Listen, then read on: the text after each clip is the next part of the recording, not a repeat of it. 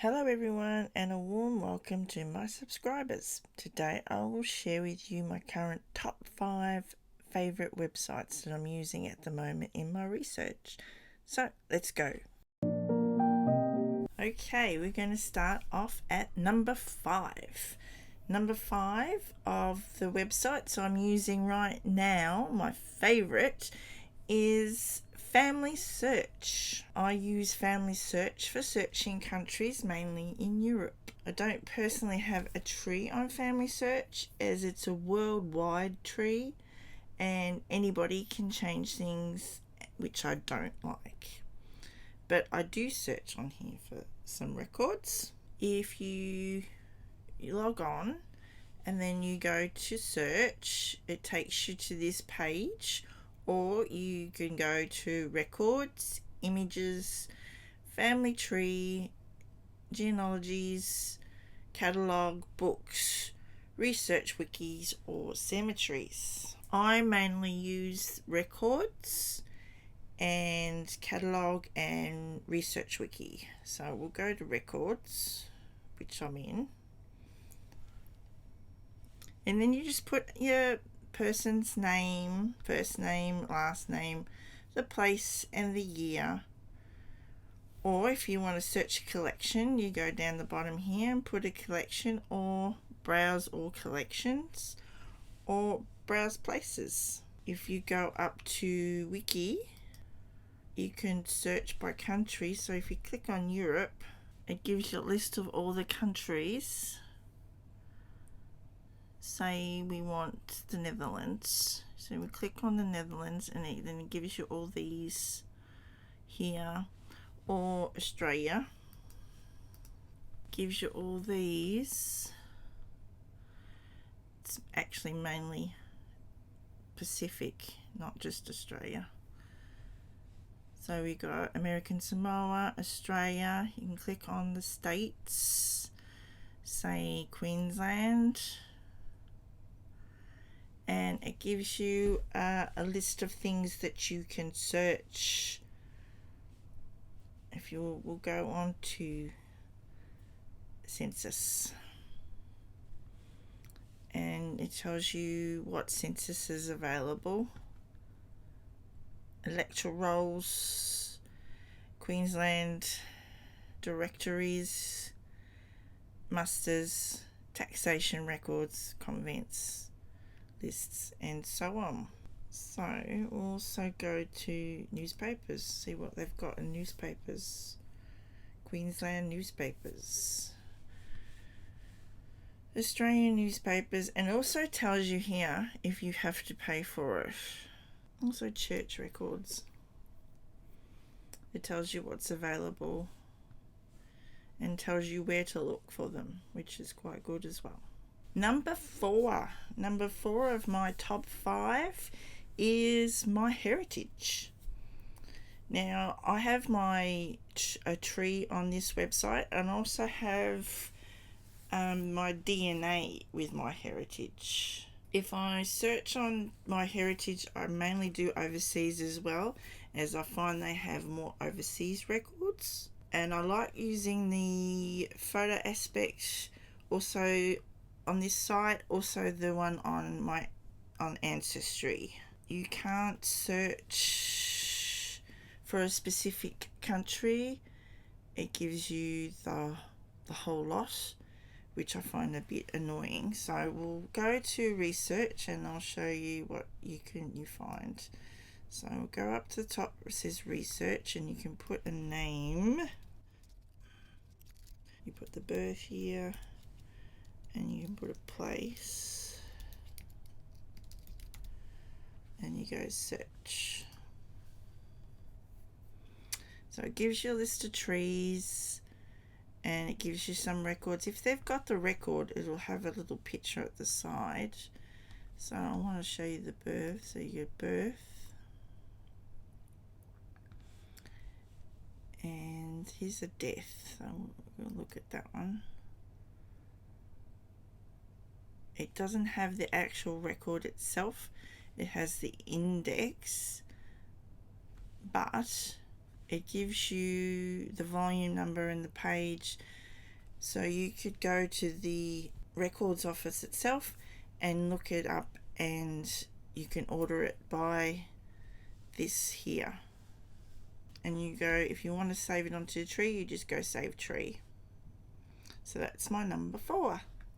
Number 3, the third of my top 5 favourite websites I'm using at the moment, is Trove Australia. Trove is run by the National Library of Australia, and I use Trove to search for my Australian ancestors, as it has Australian newspapers, gazettes, books, diaries. So it's a good source of looking for information about your Australian ancestors. So I'll show you how to search. You can put in a name up here, or you can go all categories, but I'll just put a name and I'll show you. Collins. You can search by newspapers and gazettes, magazines, images, research and reports, books, diaries, music, people, websites and lists. So and we'll search all categories, and I'll put her maiden name as well. This is my grandmother. I'm searching for her obituary or funeral notice. So we'll just press on search. And first of all, it gives you newspapers and gazettes, magazines and newsletters, and images and maps. So we want newspapers, so we'll click on here. Down the right hand side, it gives you newspapers and gazettes, so I'll go newspapers, and then it goes place, gives you all the states, also international and national. So we want Queensland, and then it gives you a list of all the newspapers, so we'll leave that. See, there's a lot of them. And then we've got category. Now I want a family notice, so we'll click on family notice, and then it gives you year. We'll click on year, and then you can even scroll down even more, 1952, 1 or 50. We'll go like that, and it's the very top one. It gives you the date, the page number. So we'll click on here, family notices, and it's highlighted, so we can just click and drag, and you can make it a bit bigger so you can read it. And it's been typed out at the side, on this side here, and there's the notice there. You can download, you can print, and you can buy. If you download, I'll show you what it looks like. You can download the article, image, PDF or text. I'll show you what the image looks like when you download it. You can change the size as well. I'll just show you that, and that's what it looks like. And it's pretty hard to find.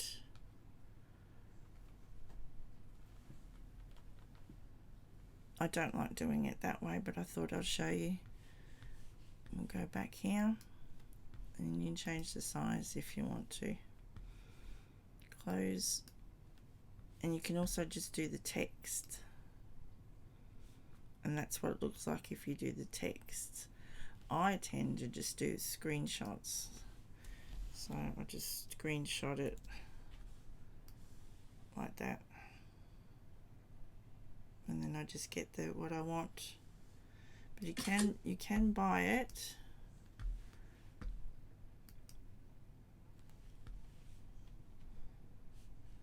and you can just order a copy of the paper bit that you want,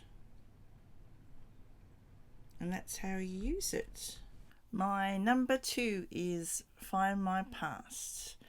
I use Find My Past when I can't find anything on Ancestry, like a document, I try Find My Past before I try anything else. It has the 1921 census for England, and it has newspapers as well, so you can search newspapers. So all you got to do is go up to here, put the name that you want to search for, and where. So you could do world, United States, Britain, Australia. Well, I know he was born in England, so we'll put England, and we'll put, to filter it down, Staffordshire, and it gives you a list, so we'll just click on that and go view, and it gives you a whole list, and down the bottom there's all categories, and it tells you how many are in each category, so you can just click on the category if you want, and then it tells you again how many in each category.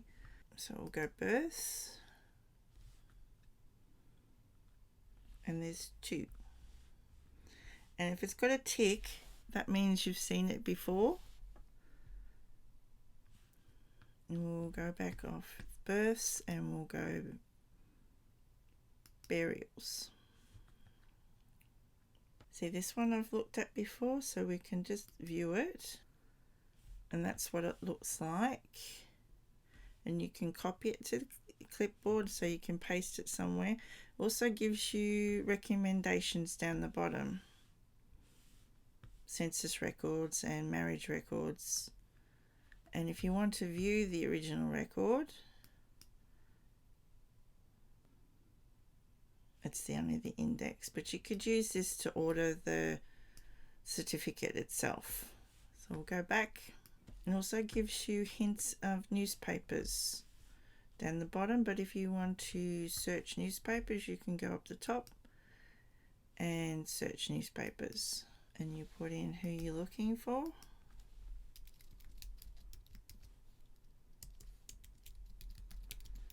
And place,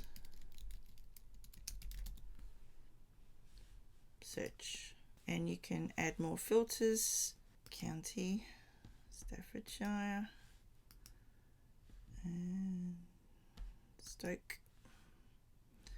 You can add dates or publications, dates published, and collections, the British or Irish collection.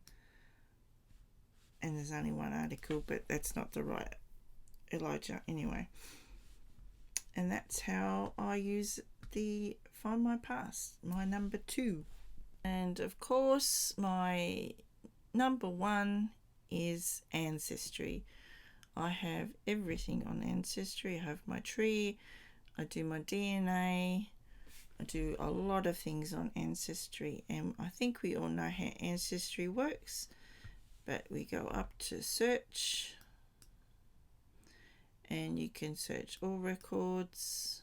You can do by place, or you can do by catalogue.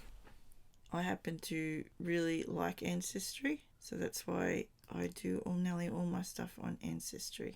Tree up, so we'll go to Elijah again. As you can see, all the hints that I have. And we go to profile, and you can do the searching from the profile. You can browse by collection by turning that on or off, just like that. And you can turn this on or off, inactive or active. That will show you records that you already have.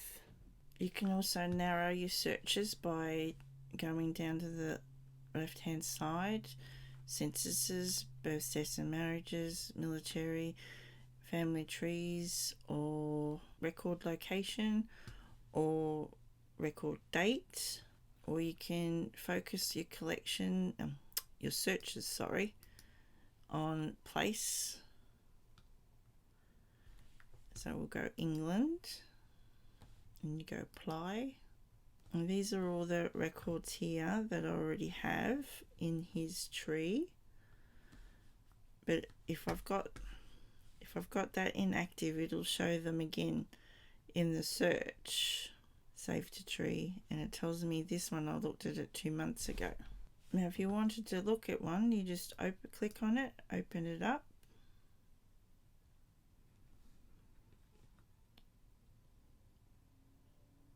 and this is one for him because I know it's Benjamin, Mary, and there's his brothers and sisters. So if you want to save it, it also gives you the details here, and you want to see the record, you just got to click on the picture, and it shows you. If you want to download it, you can go up here, save to computer, save person to your tree, or save to your shoebox, or save it to Elijah. So we'll go save to Elijah, and it brings up the details. Now you can click on what you can want to save, and this is his parents, so we'll click there, and we'll click his sister,